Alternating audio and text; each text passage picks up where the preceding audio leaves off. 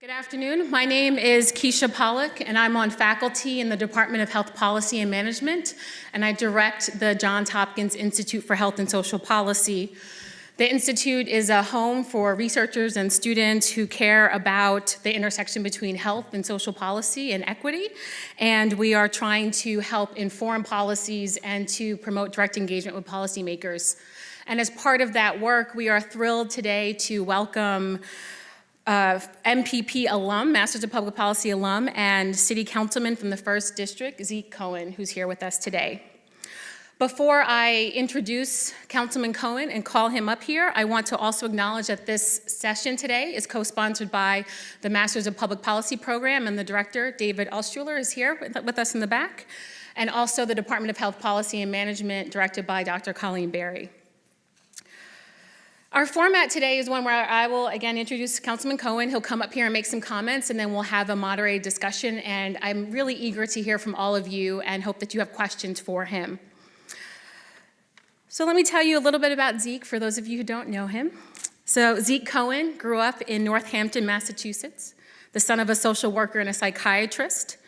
He's always believed that community comes first, and that was really installed from his time hearing his mother's stories of marching for civil rights and registering voters during the Mississippi Freedom Summer. So he is a community organizer at heart. Zeke moved to Baltimore to study political science at Goucher College, and he was very active on campus and in the community. After college, he went to Teach for America and taught middle school social studies in West Baltimore. And it was there that he began to develop a really deep appreciation for the role that local government can play in revitalizing struggling communities. Zeke, during his time as his first spring break as an educator, took several 8th grade students on a service trip to New Orleans. And at that time, where they were helping to rebuild homes after Hurricane Katrina, he was recognizing the importance of leadership for young people and thinking about the importance of teaching young people to be organizers. And he started his own nonprofit called The Intersection, which he'll say more about, I'm sure, while he's up here.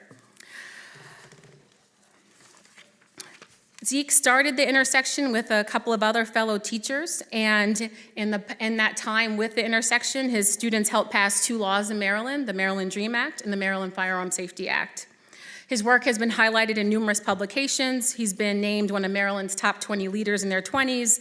And in November 2016, Zeke Cohen became one of the 8 newly elected members of the Baltimore City Council. So please join me in welcoming Councilman Zeke Cohen.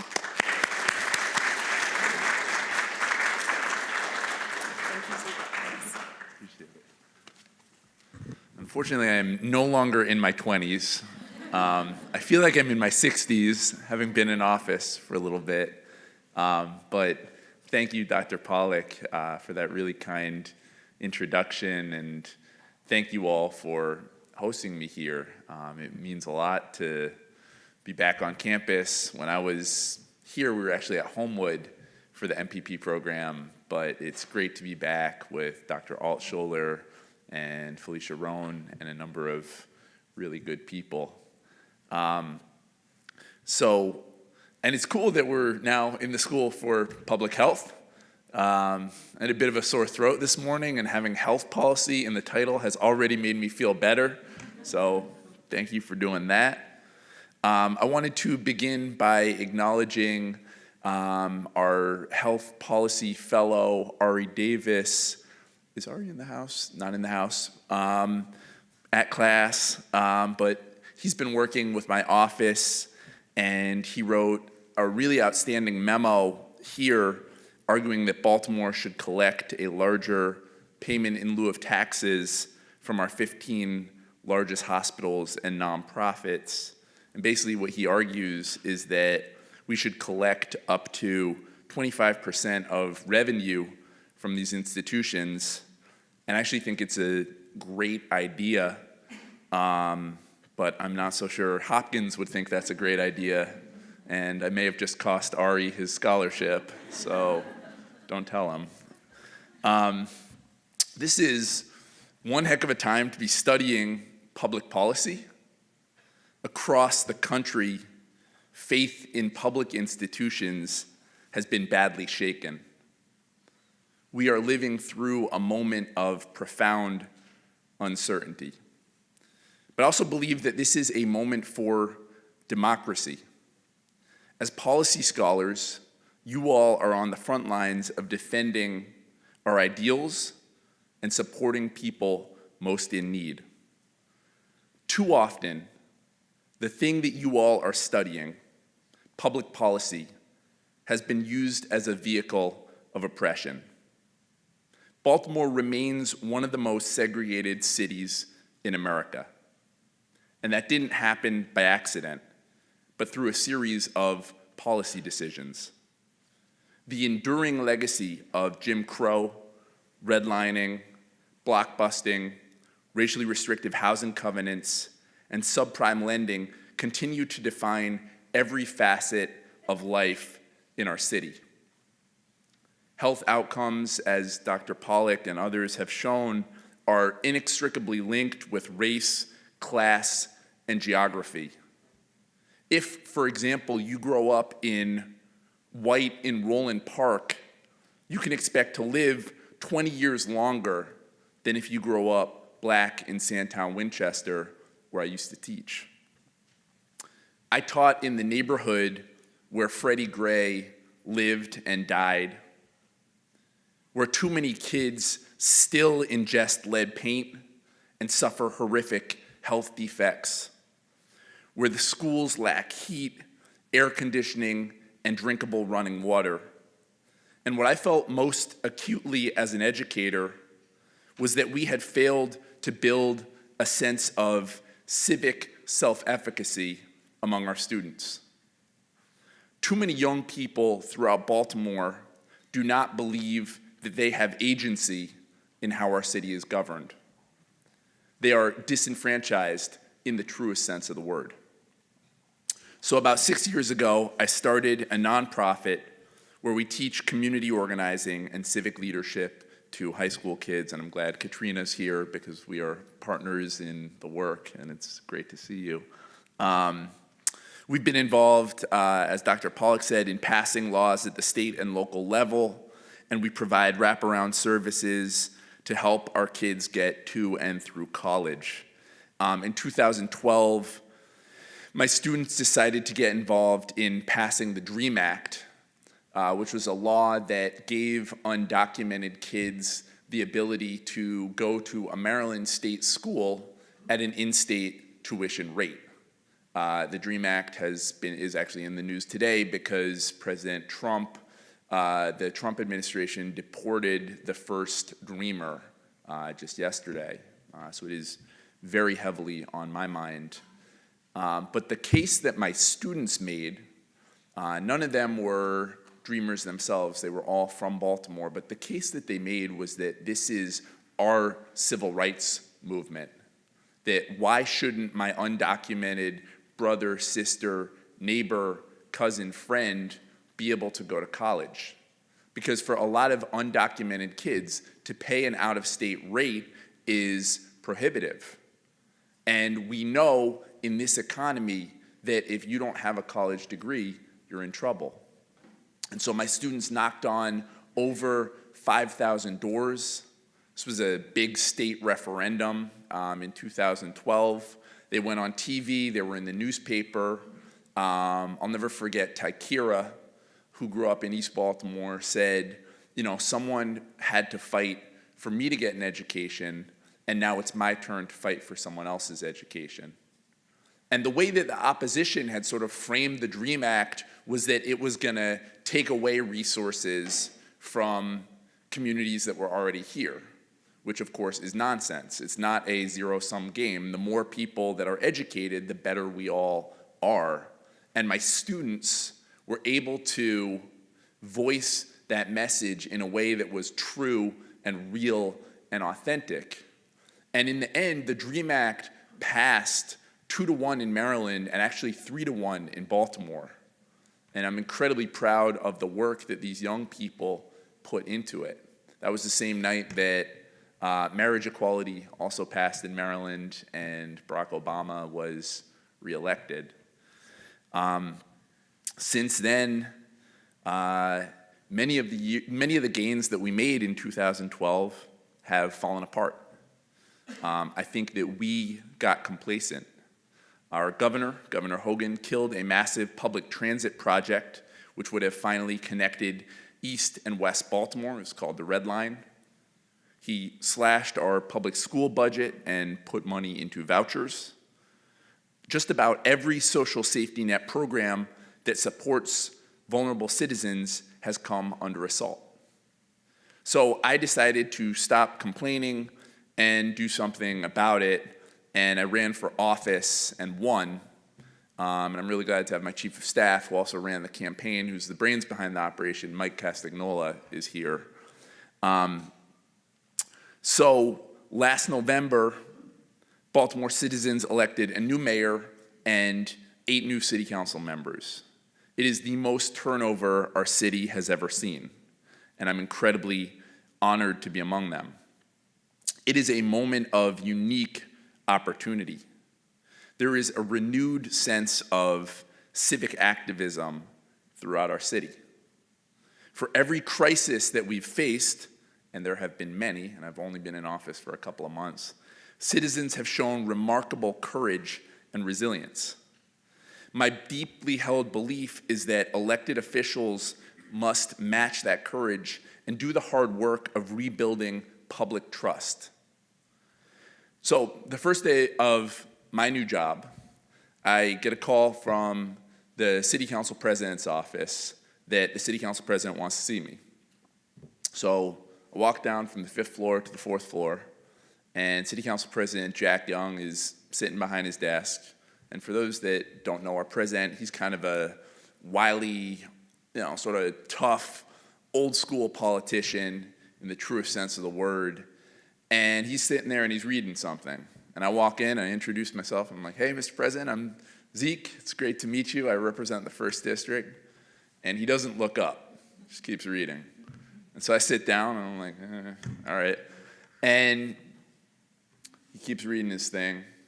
Finally, he looks up and he says, you're Cohen? I say, yes, Mr. President, I'm Zeke Cohen. I'm really excited to be part of this new city council. And he says, Cohen, you used to be a teacher, is that right? I say, yes, Mr. President, I taught in West Baltimore and in Curtis Bay in South Baltimore. And he says, Cohen, you're now chairman of the Education Committee. Congratulations, get out of my office.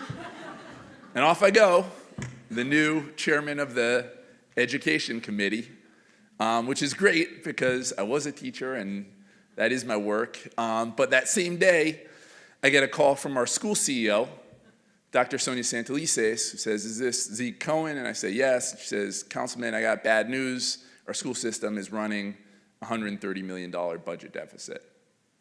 And that was my first day on the job. Second call I got was actually from a student who says, hey, Councilman, we got a problem with bus passes.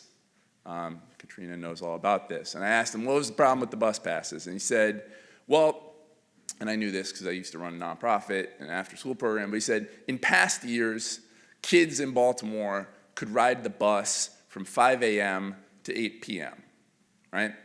They rely on the bus to get to school, to get to after-school programs, to get home, to pick up little siblings.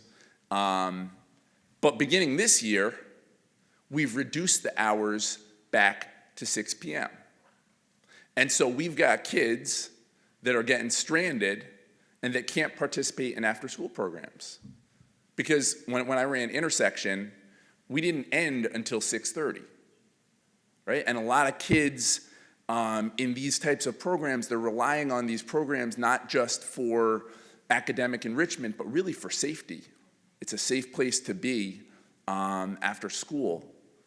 And so this kid said, Councilman, this is unacceptable. This isn't going to work for us. It's too many kids in this city need to be able to go to their after-school programs, and you need to do something about it.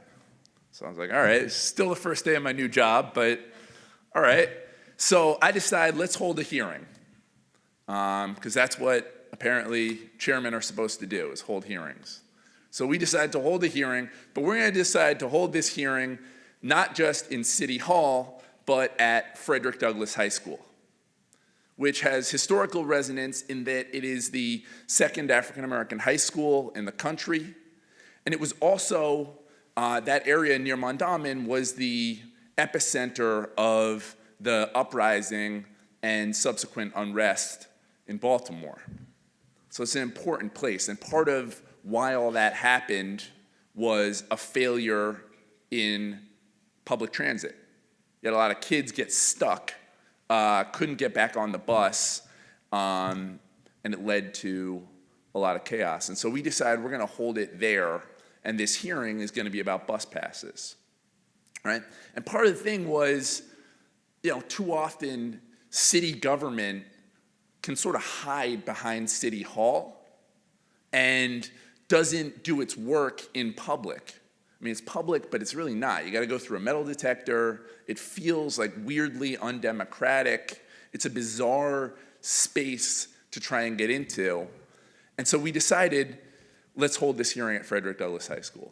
And lo and behold, over 500 people turn out. Kids, parents, educators, advocates, all these different people, and they're all worried about the bus passes. And there's a picture of it, there's like this line out the door of people waiting to testify to tell us how bad this thing is. One young person, who I'll never forget, she wrote this op-ed in the Sun, and she came to our hearing. She talked about, she lives in East Baltimore, she goes to school in West Baltimore. She had to go pick up her little brother who goes to school in North Baltimore. So she goes to get him, and then their bus passes turn off. And they got to travel by foot about 3 miles to get home in the dark, in the cold. This is sort of the height of winter. And that's not how we should be treating children in our city. And so she and her parents and everybody else says, fix it. So, okay, first thing we do is we bring together Baltimore City Schools with the MTA, right? Bring them together, let them have a conversation, let them figure it out. Except that it turns out City Schools hates the MTA hates City Schools, they don't want to talk to each other, so it's like this bizarre conversation where they're like speaking through me. It was like this weird divorce mediation. And basically City Schools says this is MTA's fault, MTA says this is City Schools' fault. No one wants to take any responsibility, and more importantly, no one wants to step up and fix it. So we asked, myself and some folks on my committee and the city council president, we asked, how much would it cost to get all the kids back on the bus between 6 and 8 p.m.? Right? It can't be that much money. These buses are already rolling. It's halfway through the year. How much would this thing really cost? And the school system does an analysis, and basically what they say is for the half a school year left, it would cost about $120,000 to get all the kids back on the bus. We're like, that's nothing. $120,000, like the school system's budget is $1.4 billion. I don't even know how big the MTA's budget is, but $120,000, that is, for these big government agencies, that's chump change. But no one wants to pay $120,000 that they hadn't budgeted for. So we decide that we're going to hold a bake sale for buses, right? Go old school on them. And it's both an organizing tactic to shame our governor for not just stepping up and giving $120,000 to end the misery that this policy is causing, and also as a way to engage and empower our communities and give them an opportunity to literally contribute. And so we hold this bake sale for buses. And you got kids and parents from all over the city, and they got cookies and brownies and Rice Krispie treats, and it's a lot of fun. It's like very joyous, like the vibe is just positive. And we're selling these things, and we set up a GoFundMe page. Everyone knows what a GoFundMe page is? Okay, for our slightly older set, a GoFundMe page is I didn't know until I figured it out, not to be ageist, but it's an online fundraising tool that enables people to give money online to a cause. So we set up a GoFundMe page. And through the bake sale and the page, we're able to raise about $27,000 in a pretty quick amount of time. And it's like community-driven stuff. And then some of the big companies in town see what's going on, and they're like, all right, well, this is shameful. We better step up. And so the Ravens gave $25,000. T. Rowe Price gave $20,000. Under Armour gave $50,000. And at the end of the day, we're able to raise about $140,000 and get all 83,000 kids back on the bus. It was a big win for our committee and for our new council, and it felt really good. And then we get another call from Dr. Santelises, and she says, how's that going with the $130 million budget deficit we're still facing? And it ain't no amount of bake sales that's gonna solve that thing. And so that's kind of been what we've been after ever since. But the interesting thing is that it's been so citizen-driven. Every day since getting into office, I've been at a different protest, almost. Standing with kids in West Baltimore, standing with parents and educators in East Baltimore, standing with immigrant youth who've been re-traumatized by the recent ICE raids in our community. But throughout all these protests, we've been able to start to build a bridge with the public. We've continued to hold our hearings in schools. Councilman Brandon Scott, who's the head of the Public Safety Committee, held a hearing on a corner, on a really notorious drug corner. And the idea, again, is we need to be out there in our communities where people are and not just hide behind City Hall. I would say that this democratic moment that we're in is bigger than any single election. It is kids fighting to overcome hunger, housing instability, and lead paint. It's gunshots on street corners. It's the impact of trauma and the absence of mental health services in our city.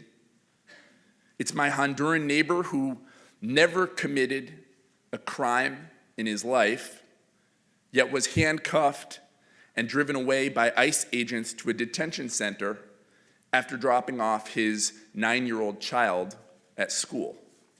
The kid's mom, by the way, is back in Honduras, and so this child has been effectively orphaned by having his dad be removed.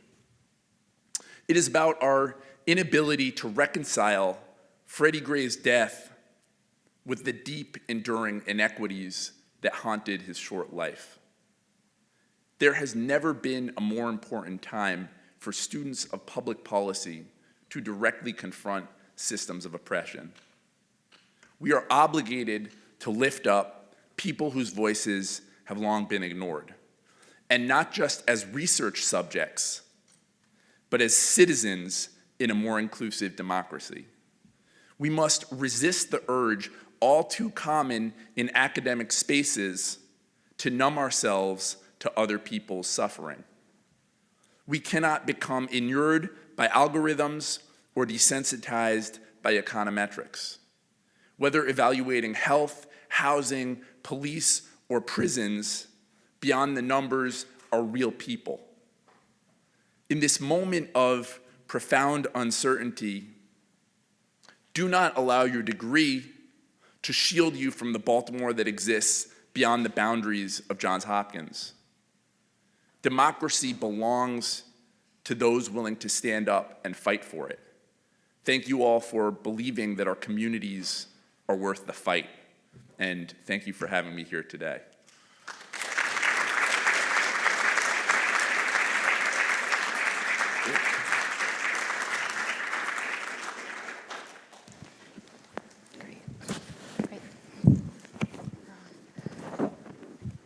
Great. Thank you so much. We will open it up in a moment to the audience for any questions that you have, so please prepare them. I wanted to start by asking you a question that a few people asked me to ask you, which, coming off of a campaign a few months ago, I'm sure is clear in your mind. Can you share with the audience what your vision is or what your hopes are for Baltimore? So my sort of vision, and it's an evolving vision, is that Baltimore becomes a place where our first focus is around equity, where we rebuild our civic institutions, whether that's City Hall, whether it's our local colleges and universities like Hopkins, that we need to become more connected to each other, and that through that connection, we will build a more inclusive city. My chief of staff, Mike, and I have been on a little bit of a college tour. I feel like I'm back applying to schools. Just talking to folks at Coppin, at Morgan, UMBC, UB. Today we're actually later going to be at UB about becoming more integrated in Baltimore and being more part of this community. Like I said in my thing, I think we are one of the most segregated cities in America, not just by race, but by class, all the social determinants of health that you guys study. This is such an incredible laboratory for democracy because we got everything. And so I think my vision is that we become more inclusive, that young people feel like they have more of a stake in our city. Because again, having been a teacher and directing an after-school program, I can tell you that a lot of children in Baltimore feel like this city is being built for someone else. Whether that's out-of-town developers, whether it's the business community. I think our work on city government is to build those bridges. Great, thank you. Did anybody in the audience have a question they'd like to pose to Councilman Cohen? I certainly have a whole list, but wanted to pause and see if folks have some questions or anything they'd like to hear from him. And I know we have a mic. Yes, in the back. Thanks for all that you're working on right now. I was just wondering if you could speak a little bit about, I was very interested when you were talking about how you got members of the community to come together to raise money to cover this budget dust of the bus situation that would work for half of the year. How do you balance getting community involvement without asking too much of a burden on populations that probably already have not as much free time or free income as other populations, and how do you reach them effectively and utilize them effectively and get them feeling involved in the process without just feeling like tokens in what you're trying to move forward? Yeah, that's a great question. So I think one of the challenges in a place like Baltimore is that we've done a really poor job generally, with some really notable exceptions, of teaching citizens to access their government, especially in low-income communities. People don't feel like government works for them. They feel like government works for someone else. And we see that in my district. My district's really interesting. The first district covers everywhere from Harbor Point, Harbor East, along the water through Fells Point, Canton, Little Italy, Patterson Park, Bayview, all the way to Dundalk on the other side. So it's got this really interesting mix of people and businesses. It's probably the most diverse, ethnically diverse district in Baltimore, a huge center of immigration. We've got the International Rescue Center. A lot of the folks who've come in the last 10 or so years have been Central American, but before that we had, we have a Little Italy and we have a Greek town and we have all these different immigrant enclaves. To your question though, what I was gonna say is when folks call our office, when we make a note of who's calling our office, overwhelmingly it is people from Harbor East, Fells Point, and sort of along what Dr. Lawrence Brown calls the white L. And I think that is no accident. Again, I think it's that people of privilege and power have been taught that government is there to serve them, right? And so Fells Point, I can probably go back to my office right now and I'll have a whole bunch of voicemails of people from Fells Point wanting city services, which for them is great, right? I mean, government should be better at just doing the basics and being out there. But what it's led to is this deep segregation, this deep concentrated poverty, and this almost like otherworldly quality between the western part of my district and the eastern part. O'Donnell Heights, which we're in the process of redeveloping, was World War II temporary veterans housing. And it is quite literally falling apart.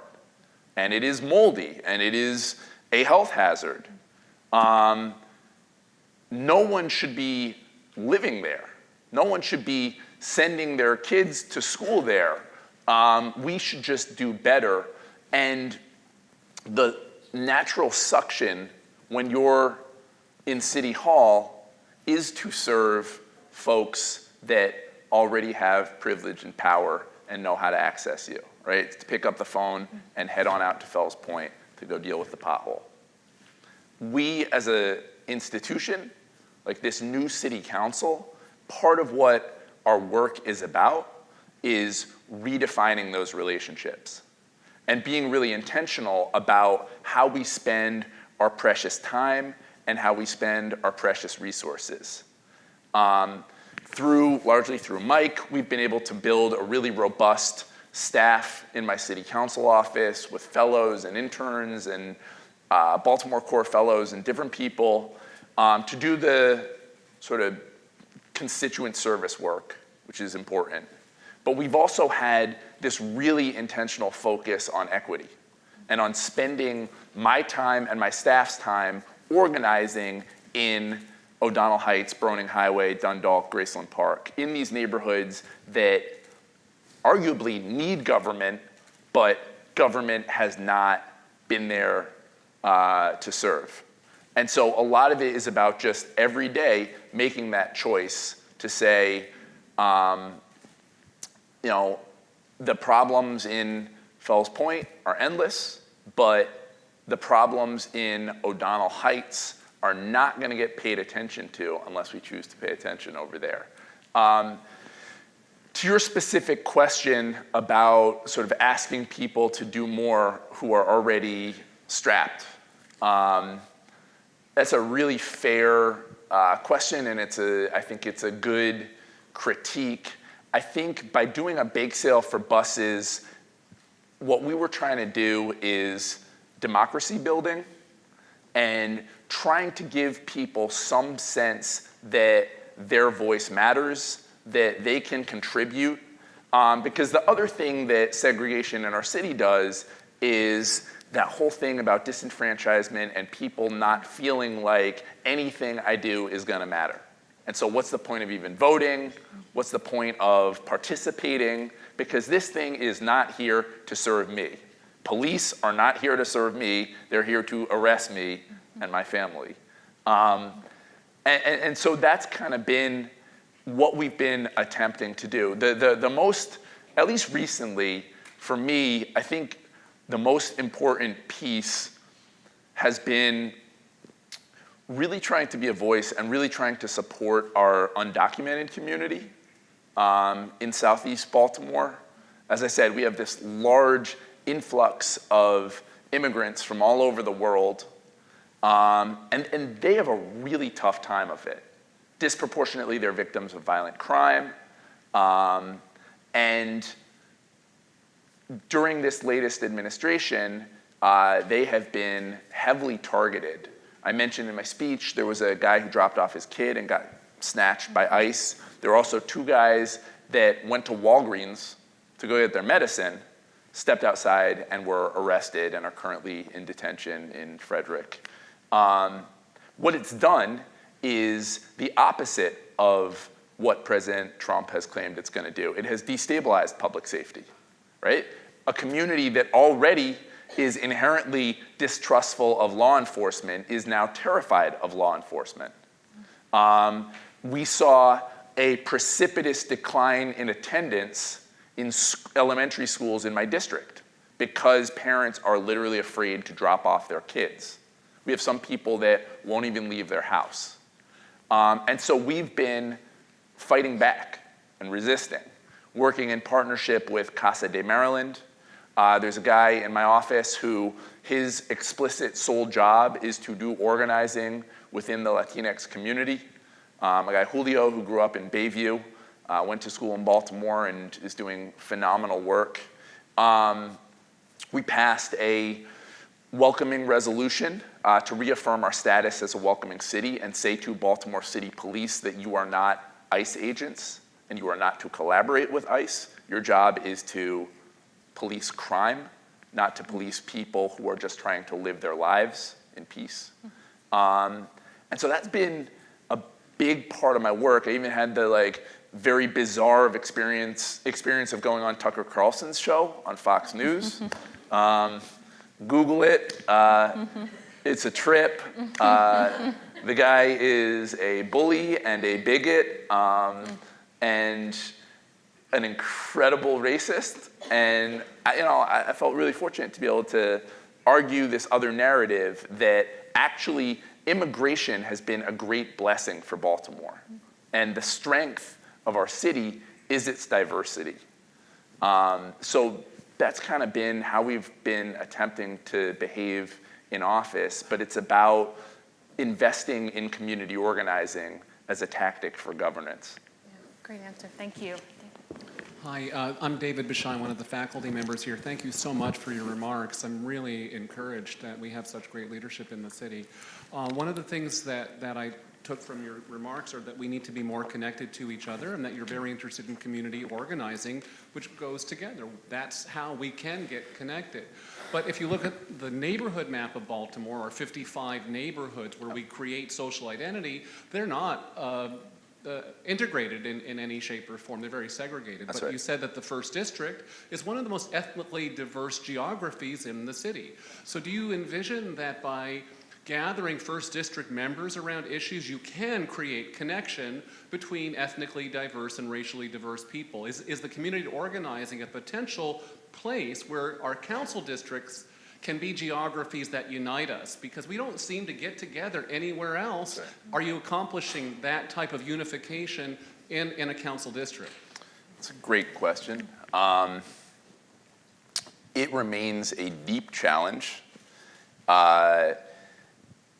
Our district is very ethnically diverse, but still very segregated, right? Like the experience of growing up in Canton is remarkably different from the experience of growing up in O'Donnell Heights. And part of the challenge is just building empathy and building connection and facilitating the conditions in which people can see each other as human and not just as those people. And it is deeply racialized, and no one should sort of kid themselves about that. Before I was in office, there was a big discussion about the Red Line, right, which would have connected East Baltimore and West Baltimore. It was potentially a $3 billion public infrastructure project. When I was having lunch with you guys, people kept mentioning Baltimore has terrible public transit. I agree. This would have been a first step in connecting folks all the way out in Edmondson Village to folks all the way in Bayview and through downtown and through some job centers. One of the reasons why I think our governor killed it was some of the neighborhoods that I represent very publicly advocated against it in thinly veiled racial overtones about we don't want crime coming into Canton, we don't want to experience neighborhood invasion. Some of the rhetoric that I heard from folks in my community was frankly appalling.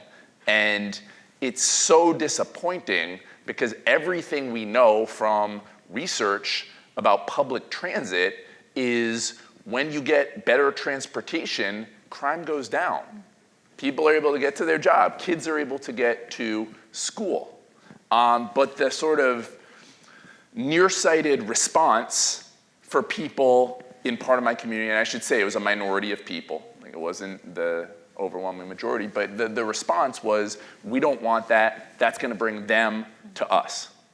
And I think that's what the work of this new council and for all of us is really about, is how do we stop doing us versus them? How do we stop living in these little enclaves? You know, you mentioned all these different neighborhoods, and everybody says Baltimore's a city of neighborhoods, and there's both some good in that, because these, you know, our neighborhoods really do have this strong sense of identity, but there's also the downside, which is that people don't empathize with and understand folks that are different from them.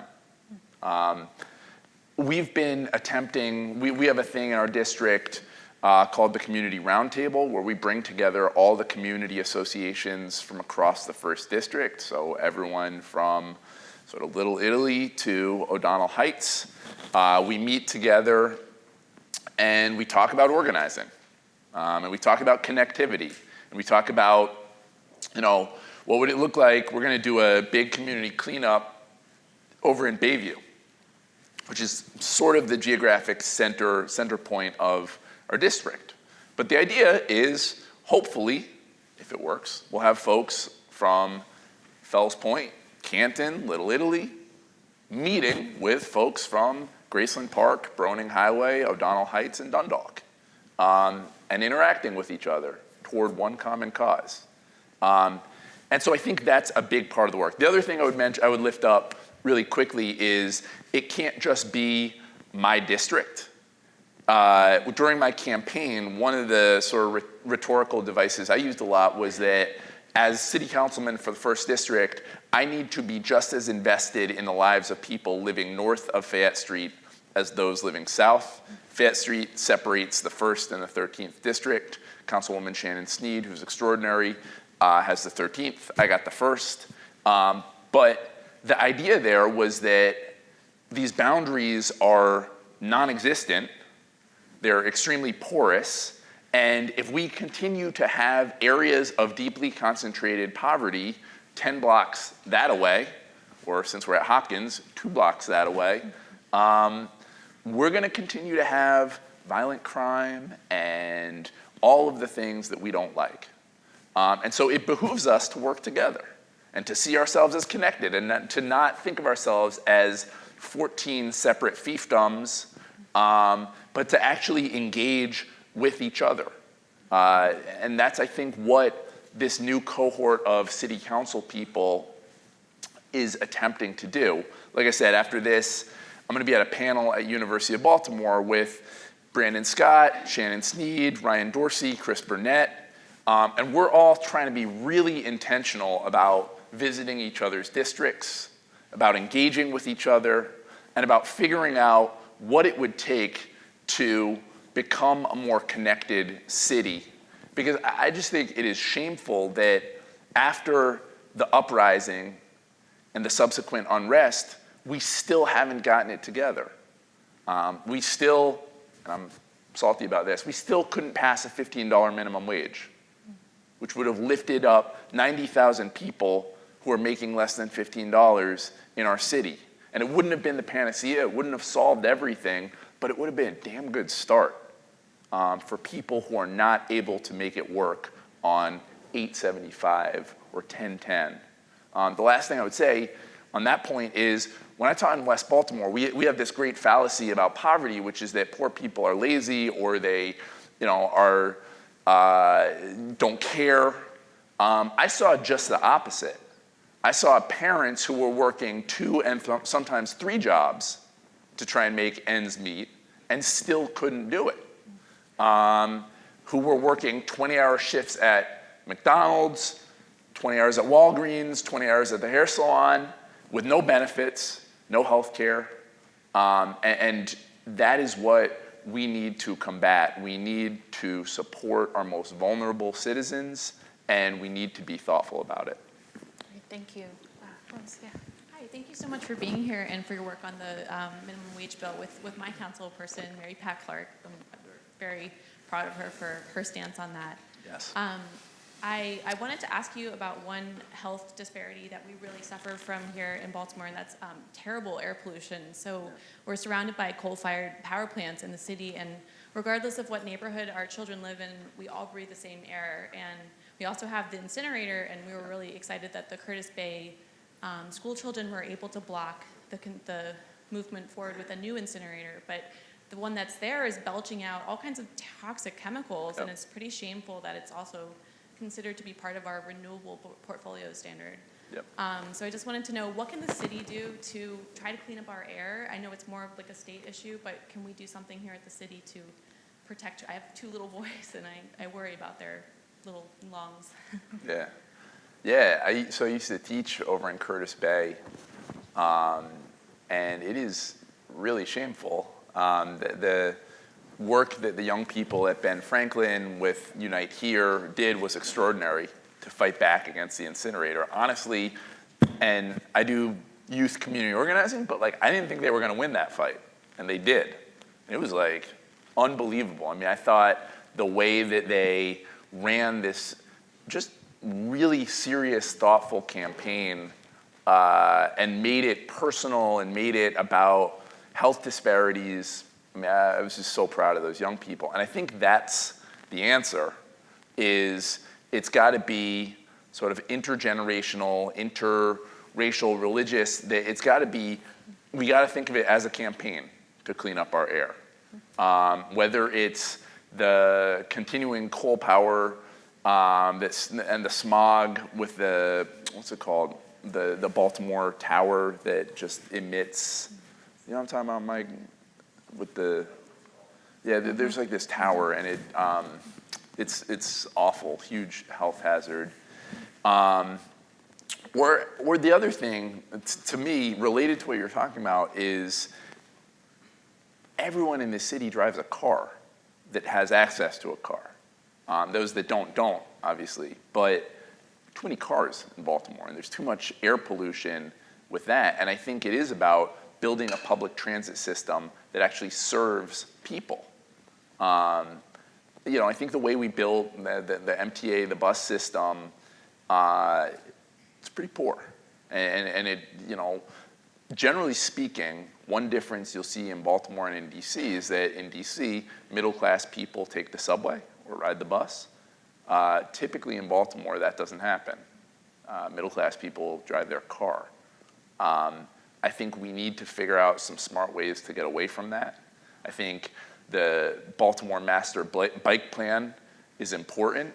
It needs to be done in a way that's equitable, where it isn't just like the bike paths in the white L, but is also in the black butterfly as well. But I think we need to focus on, you know, think of it as an organizing campaign and aggressively go after air pollution in our city, because I agree, it is killing all of us. Thank you. Mike, over there? Yep. Thanks for taking the time to come here. We really appreciate it.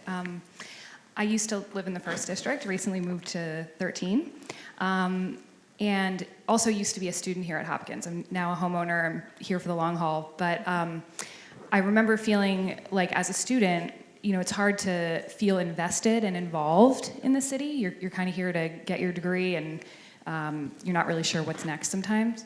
And I really liked your description of civic self-efficacy, and I think that that's really important for the students in the city and residents, but I think it's also important for our community here at the university. And so I was wondering if you had any suggestions for how people who may be here for a short period of time, hopefully they'll stay, but how can people get involved when they're here?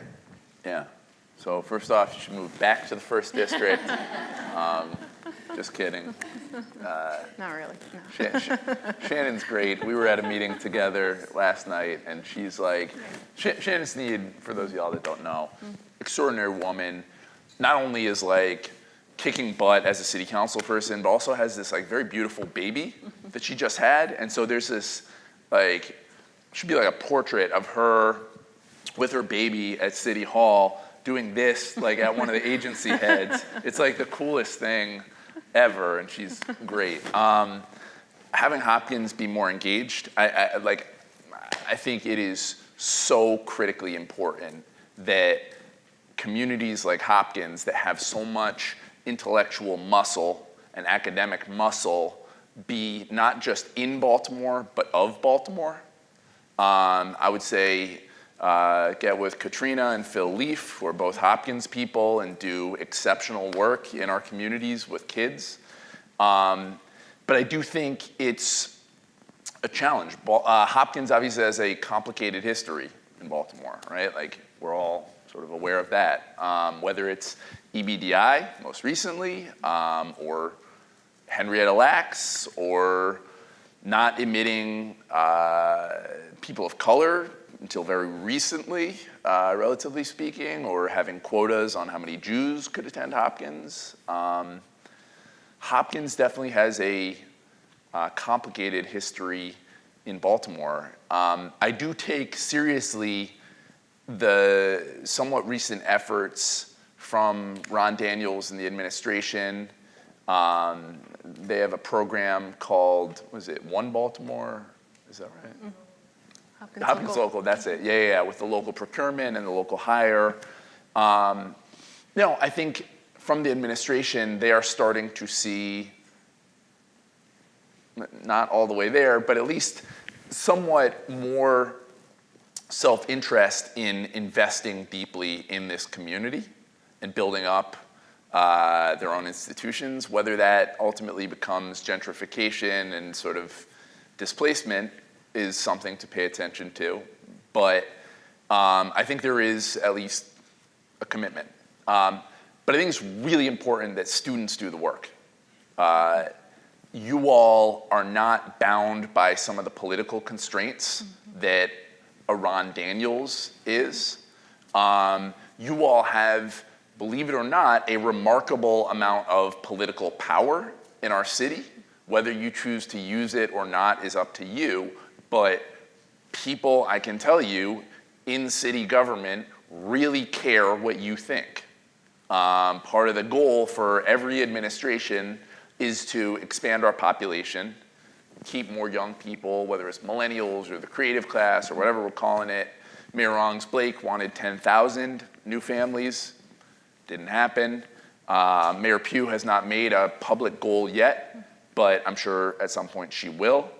But Hopkins students in particular can have an enormous amount of influence. And I would say a few things. One is start local. I think the fact that some of your service and maintenance people don't make a livable wage is shameful. Hopkins is tax exempt. It's a nonprofit. This was Ari's research. There's a pilot, payment in lieu of taxes. It's pretty small. So at the very least, I think as being a good sort of academic citizen, pay your people decently. That's kind of where I think you start. And students, again, if y'all agitate, you can get that done. They will listen to you in a remarkable way if you're organized and thoughtful about it. And then I think really do the work of engaging with communities, but also listening to communities. Because folks in Baltimore know what they need. It's about building that sense of civic self-efficacy. And I think the best thing you can do as a Hopkins student is to listen first and then act. And not just sort of plow right into someone else's community and, inadvertently potentially disrupt some of what's already going on. I would have loved to see Hopkins students get riled up about the minimum wage. We all have an interest in seeing less concentrated poverty. And Dr. Pollack and I were talking before about wages lead to health disparities. A depressed minimum wage means people who are stressed out, hypertension, diabetes, heart conditions, the toxic stress that then gets transferred onto children because parents are running around working multiple jobs, the crime that it can produce, the sense of despair that poverty produces. Again, minimum wage, and I'm grateful for Mary Pat Clark for leading the fight. I think there was such a great opportunity to do it, and I'm really disappointed that it didn't happen. But get involved in those kinds of things, because having you guys there would have really meant something to us. You could have, spoken to the council and to the mayor and said, this is something we want as students of Johns Hopkins. We want, even though, we're not necessarily going to be working minimum wage jobs per se, it makes us better if the people around us are getting paid a almost livable wage. So I think find your place, do some listening, and then get engaged with the groups that are already doing the work. For the minimum wage thing, Unite Here Local 7, SEIU 1199, but there's, you throw a rock, you'll hit a nonprofit in Baltimore. There's a lot of stuff already happening, so I think find the group that makes sense for you and get involved. Also, pitch, plug, come work in our office. Mike, is, like I said, is an exceptional manager. We've had Ari working with us for a couple of weeks. He's been extraordinary. We will find you stuff to do, I promise. The work is endless, and it gives you a direct avenue into city government in a very real way. Great. So I have to say that I told Mike that we would end on time so you can get over to UB for your panel. And I just wanted to say thank you for the words that you shared today, reminding people in this room that it's about us. We're all us, it's community, all of us working together to address some of the social ills that have plagued our city, and we are grateful for your vision. And I hope that I hope people feel fired up in this room to go out and to be involved and to be engaged. And as I said, Zeke is an organizer at heart, and he has laid out many opportunities for folks here to get involved. And so I encourage you to do that. And we look forward to welcoming you back again. Absolutely. We're really thrilled that you're here today, and thank you for making time for this conversation. Thank so please you. join me in thanking Councilor Cohen. Thank you so much.